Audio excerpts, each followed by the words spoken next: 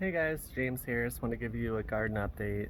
I know it has been a little while since my last one, so I wanted to give you this update and let you know where our garden is at. So here it goes. So starting at the front, our Gunneras have put on some new leaves and are doing great. We have a foxtail fern and Berginias are looking good. Our Kimberly fern is doing good. It's actually filled out quite a bit in the back, which gets the least amount of sun. So I actually think I need to push it back towards the wall more a little bit, give it a little bit more protection. Some of our succulent things I feel were a little bit not thought out well enough because this sedum likes a lot of sun and these other succulents don't like as much sun. So the sedums are leggy and the other succulents are happy. Our hydrangeas are blooming again. A little foxtail fern starting to put out some new stuff finally. We have our other hydrangea, our other succulent pot, our frickin' Gunneras, and our aloe vera has put on its little blooms. Always kind of interesting.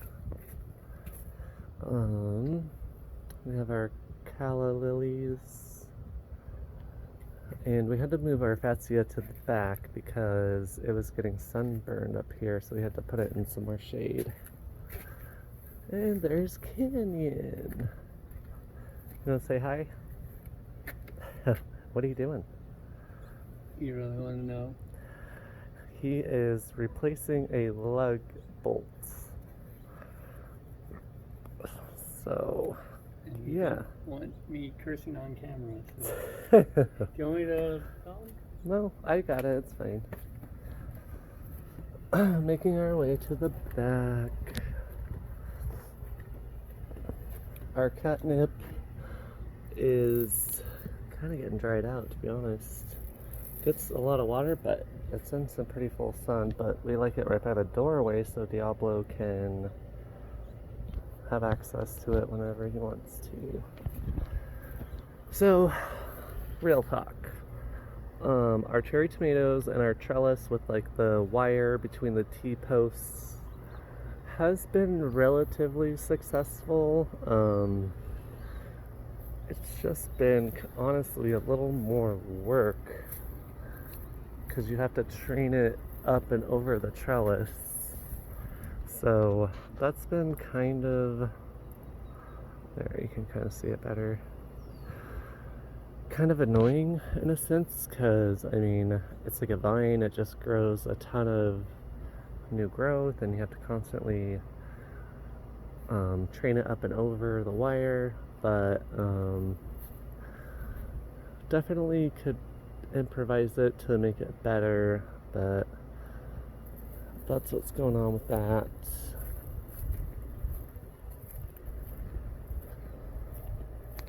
And we cloned a cherry tomato and put it in the ground. That's something else that I will do differently, is I won't do tomatoes in these grow bags again. Just the amount of water and the consistency of water in the ground is a lot better. Take my word for it. In the pots, your tomatoes tend to split more and stuff because you can't keep the water consistent as much as in the ground. So a little pro tip for you.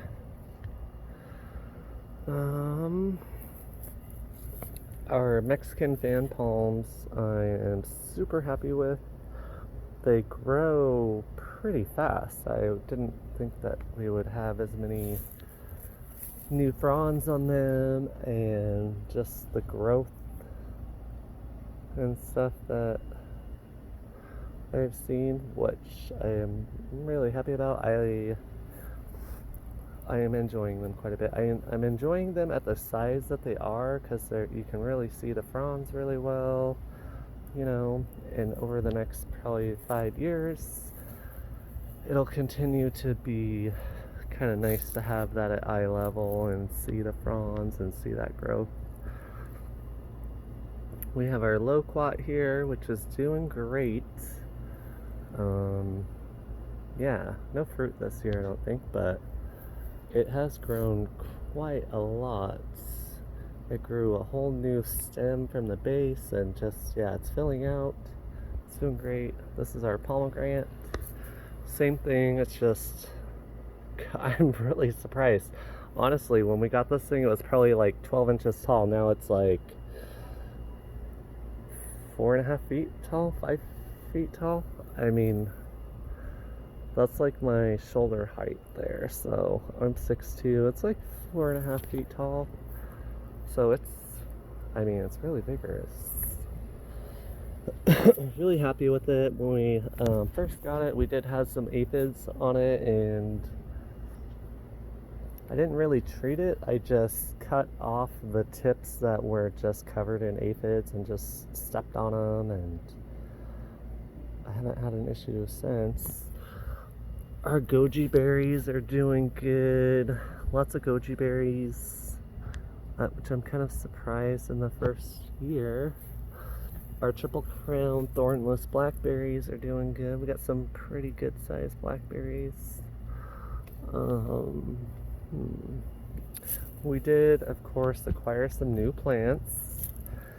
If y'all know me by now, it's just an ongoing thing.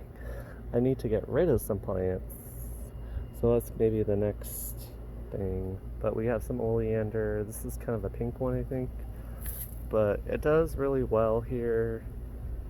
I really like the flowers. It has a long bloom time. It is, however, poisonous, but we don't have kids or anything, so it's all right. It's a good shrub. You can hedge it. I mean, I'm sure all my plant people, especially in California, know all about oleander. We acquired a coastal redwood, the Sequoia sempervirens. I mean, it was $10, and it's, I don't know, 6 feet tall. We got it from our palm guy, of all people, who happened to have one. But we potted it up. I mean, it's a little worse for wear on the backside.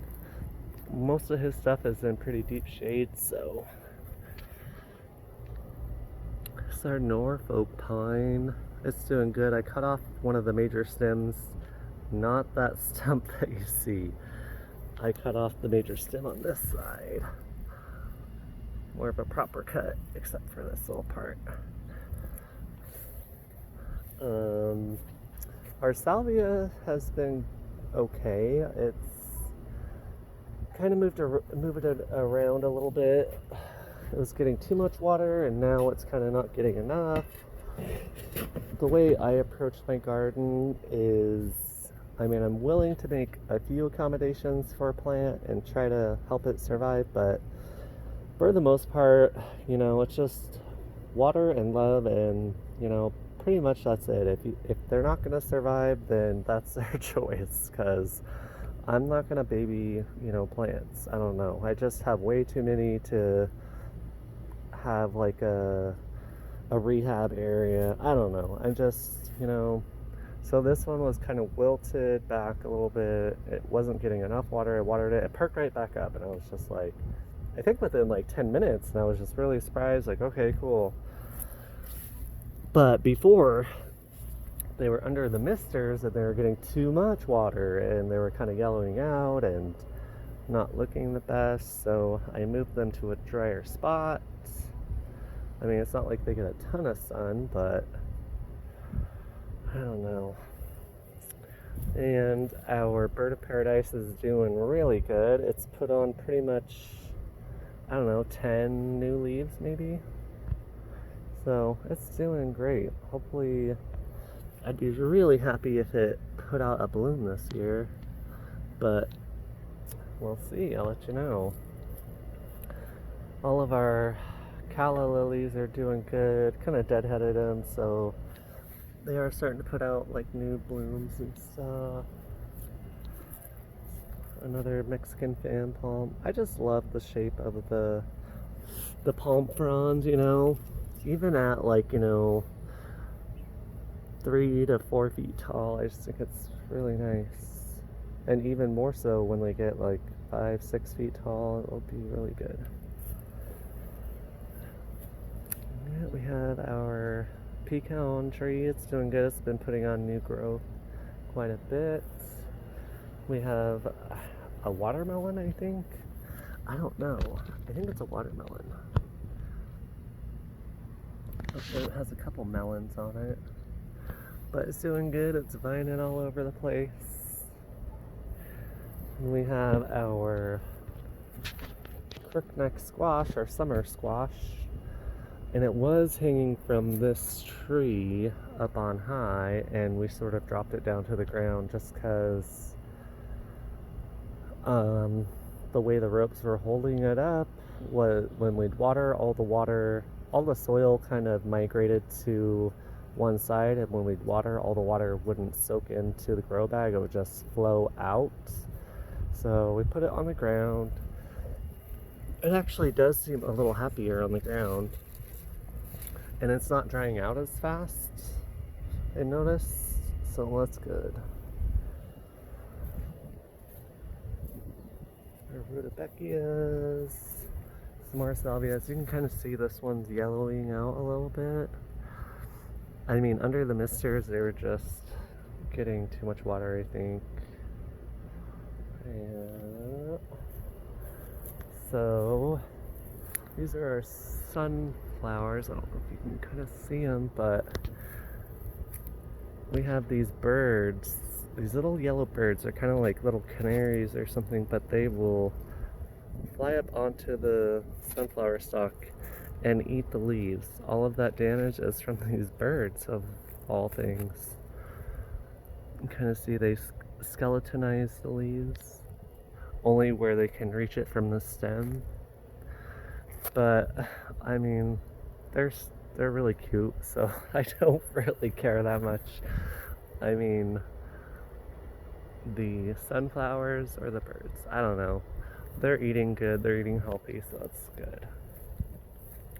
Our crepe myrtle, like, really bloomed quite a bit.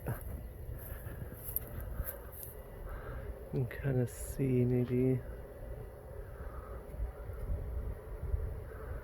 a lot of the blooms I've already deadheaded and kind of shaped the crepe myrtle a little bit because it was a little off balance, but our heather is doing good. It's put on a ton of new growth. It's all this kind of chartreusey green color, which I was really excited about. I know in the winter time, if you look at one of my earlier videos, all the growth was pretty much, all the foliage was like kind of this really deep red color, like bronzy red.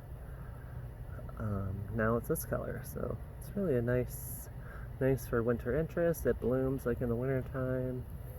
It's a good one to have for winter interest.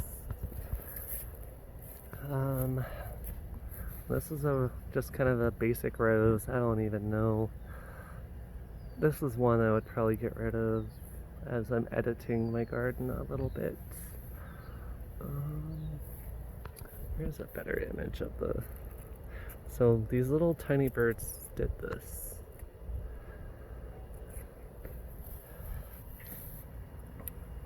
Shasta daisies. So this thing it's kind of a metal artwork piece I got in Spokane.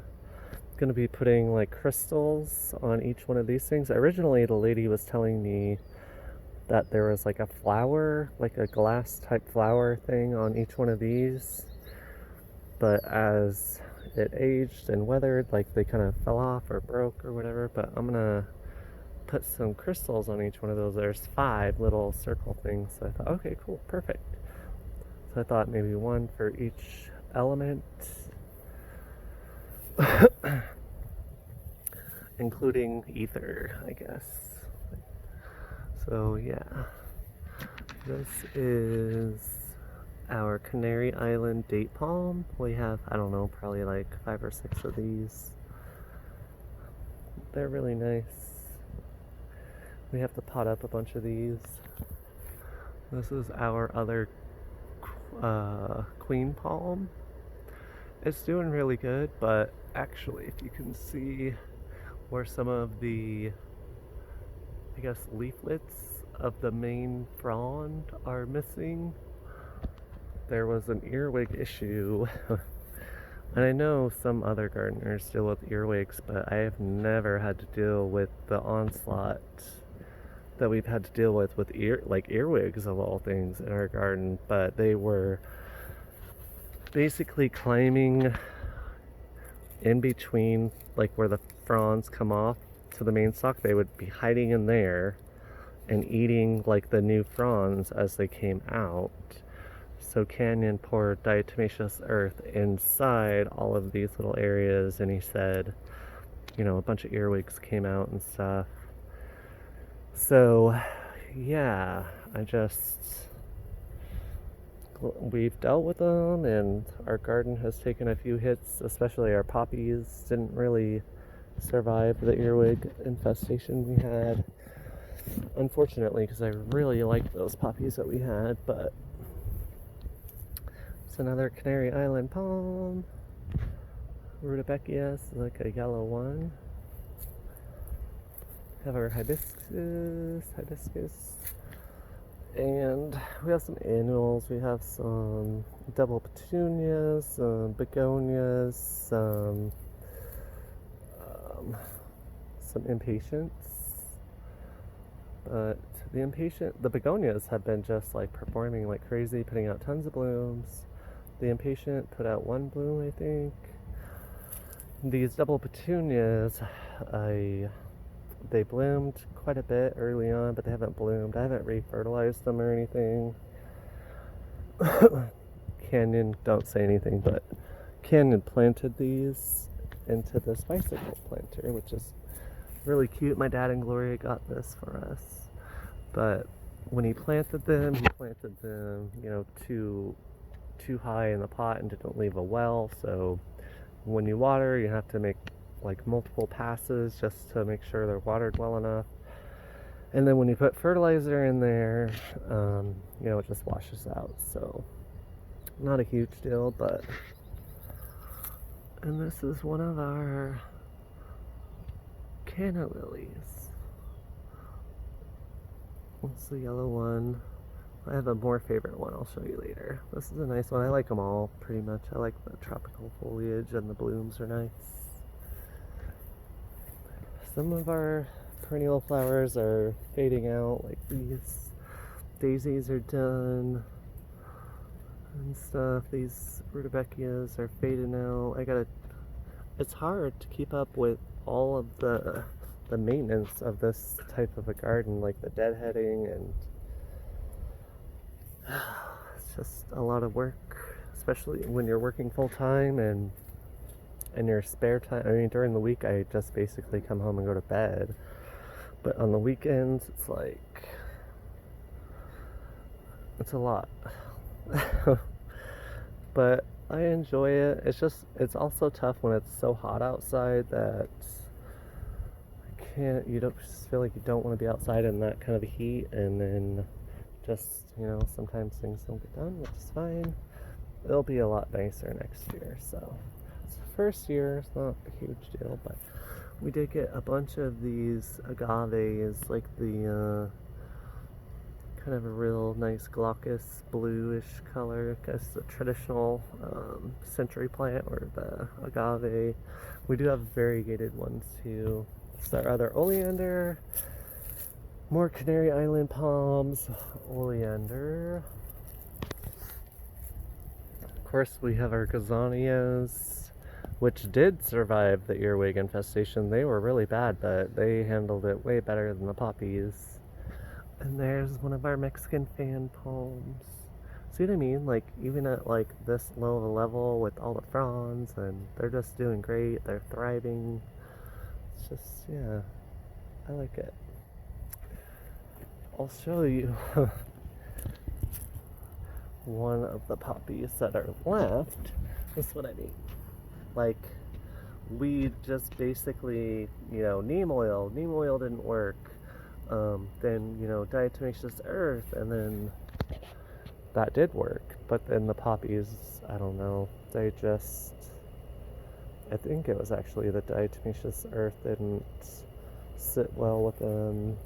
Kind of made the soil more, like clay-like. If anyone's worked with diatomaceous earth in the garden and stuff, it's just like a powder, but it's almost like clay, and if it's in your soil. So I think the poppies kind of got root rotted a little bit. Here is this cracks me up so much. Okay, this is our lime tree. There's this one branch, stem, I guess, that came up from probably the lowest permanent branch on the lime tree, but it's just been like growing and growing. Like, this thing just isn't, there's no end in sight, so I don't know. It's about as tall as I am. This is all 1 year, have you? Like, I don't know, that's like maybe 3.5, 4 feet. So I really didn't expect all that. And the interesting thing is like, none of the other branches, so it clearly has a main leader, like, which is a good thing. So I'm assuming the rest of I don't know, I always assumed like citrus trees kind of had the decurrent form, but this almost seems like excurrent. Almost like, huh. It's just kind of funny. So our dwarf palm trees are doing a lot better. They're putting on a ton of new growth and stuff. They did kind of suffer some fertilizer damage. That's probably kind of my fault, but I think it was more the type of fertilizer it was. And that, and just being in freaking full sun here in Redding, is just very intense. So, yeah. But they're doing a lot better. We've increased the watering, and they're responding well to that, so. This is the variegated agave I was telling you about. It's nice. And then, I don't know, does this look like corn to you guys, right? It looks like corn. So, what we did is, like, this volunteer corn, I'm assuming, popped up in this pot, it got pretty tall. And I was talking to Canyon, like, should we keep it? Like, I don't think so. I don't think I want corn growing in with the agave, it's just gonna be a hassle, and I don't know, just competing and that kind of stuff. So we cut it off at the crown, and then I guess 1, 2, 3, 4 more popped up. And this is kind of funny because I imagine there's gardeners out there who like struggle to grow corn, like, so hard. And that's just kind of like the funny thing about gardening. Like, when you don't want something to grow and you just are aggressive and you're trying to get rid of it, it's just like thriving. But then when you want something to grow, it's just like a struggle sometimes. So yeah, I haven't really had a lot of experience growing corn, but I mean, it looks really healthy. So I don't know what to say about that. I am afraid to cut it off again because I don't want 8 things of corn in here. And I'm afraid to pull it because it's like part of the root ball. I don't know. I guess we'll let it go this year. So it's not a It's not a perennial, I don't think. Maybe a biennial. So maybe we'll have some corn. But it's actually popping up other places in the garden too. So if it is corn, which it looks just like corn, I have no idea how that ended up in that pot. Like, I mean, we do have a bird feeder, but I don't think the bird seed has corn in it. I don't know. I'll keep you posted on that situation. And I will say this about geraniums. Man, they're fucking tough. Like, they can handle the heat. Like, they are down for it. Like, they're just like thriving. They're doing great. They can handle the heat. They kind of have like pretty thick, kind of leathery leaves, but I never really considered them as like, you know, taking the onslaught of the summer here this well. So that's kind of a nice surprise. Another variegated agave is having a few babies. And our ice plants are blooming again, which is nice.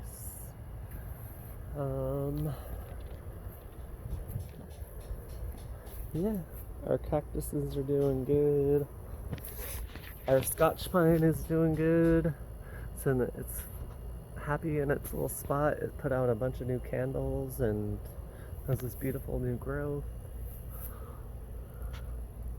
Yeah, it's like one of my favorite pine trees. Here we go again. So this is our kumquat, and it's almost doing the same thing. It's starting to do the same thing as the lime tree. It's putting out this one main leader thing from the base. And yeah, I don't know. I'm not complaining or anything. And it is setting fruit. It did bloom, and we will get some kumquats off of this, so that's exciting. And these are our other tomatoes. The other tomatoes were our vining cherry tomatoes. These are more like our, I think we have some saladettes and some slicers, and these are the two in the middle row here, or the one on the right, are the determinate tomatoes.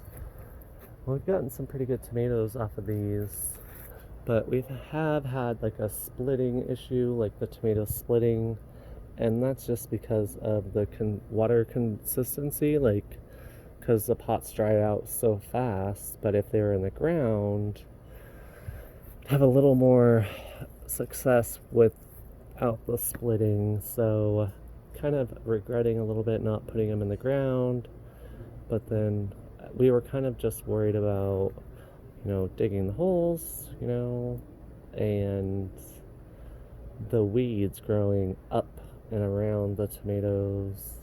And this is a rental property too, so we're just renting, and we didn't want to be super invasive on the yard and stuff.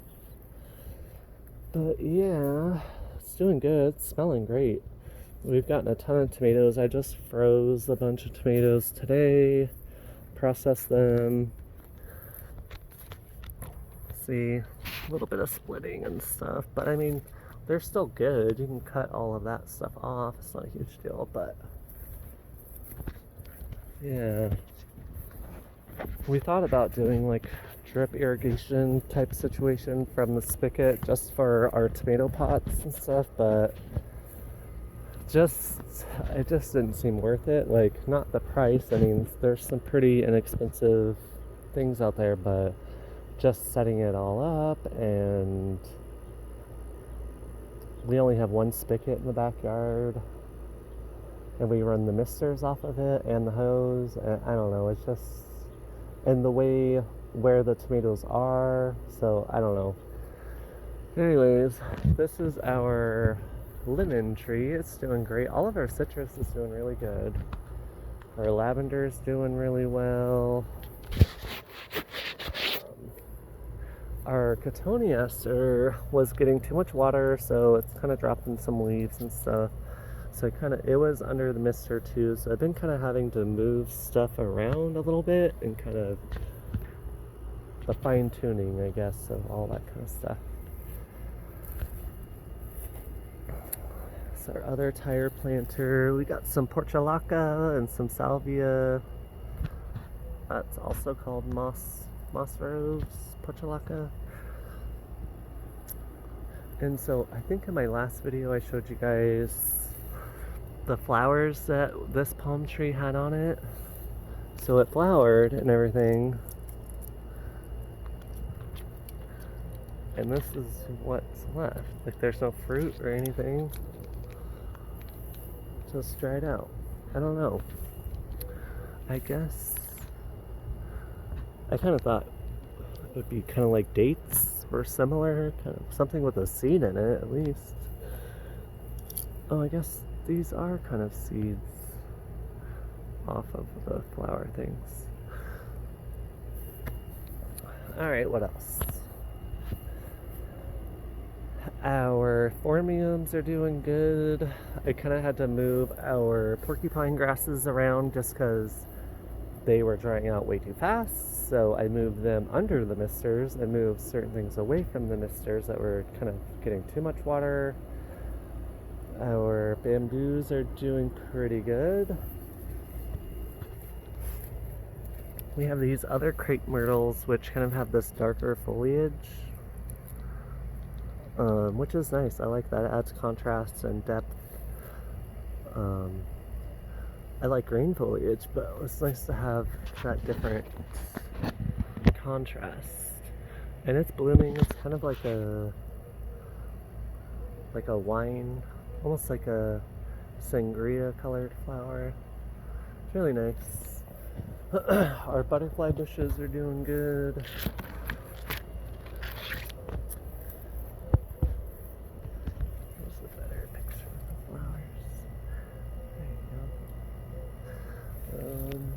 I kind of cut back our euphorbias, deadheaded them, and I think they're gonna bloom again. You can see our elephant ears. They're kind of looking a little sad, actually. I don't know. It's like one of those things where it's like, okay, you're in the most shade that we have possible for our site. We're watering you regularly. We're paying attention to you. So, I mean, if you don't survive, I don't know what to tell you. Like, that's on you as a plant, I guess. So they've been potted up. They were in a much smaller pot. They were kind of struggling in the smaller pots. Kind of this, I don't know if that's a natural form. They're just kind of leaning over. But they are putting on new leaves is the thing. So I don't know if this is just the natural succession, like, you know, the old leaves fall off and they put out new leaves, because they have been putting out new leaves and stuff. So I don't know, not complaining, it's just not sure if they're